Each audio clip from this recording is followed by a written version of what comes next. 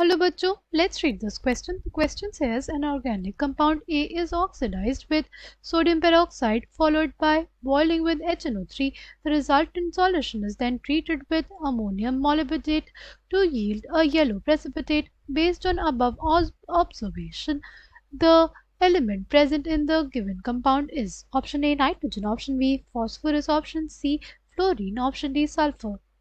The key concept for this question is qualitative analysis of organic compound। पर हम लोग बात करते हैं qualitative analysis of organic compound की, राइट। अगर कंपाउंड में नाइट्रोजन, सल्फर और हैलोजेंस प्रेजेंट होते हैं, अगर कंपाउंड में नाइट्रोजन, सल्फर और हैलोजेंस प्रेजेंट होते हैं तो उनका एनालिसिस किया जाता है by sodium fusion extract, right. किससे किया जाता है? सोडियम फ्यूजन एक्सट्रैक्ट से किया जाता है, ठीक।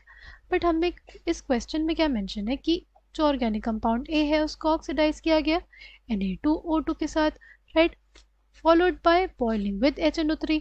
फिर जो रिजल्टेंट सॉल्यूशन था उसको ट्रीट किया गया विद अमोनियम मॉलिब्डेनेट और हमें मिला एक येलो प्रेसिपिटेट। तो क्या होगा?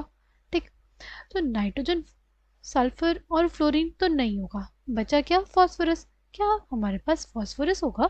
सी, हाँ, हमारे पास फॉस्फोरस ही होगा। जो फॉस्फोरस प्रेजेंट होगा ऑर्गेनिक कंपाउंड में उसको ऑक्सीडाइज करेंगे टू गिव फॉस्फेट, राइट।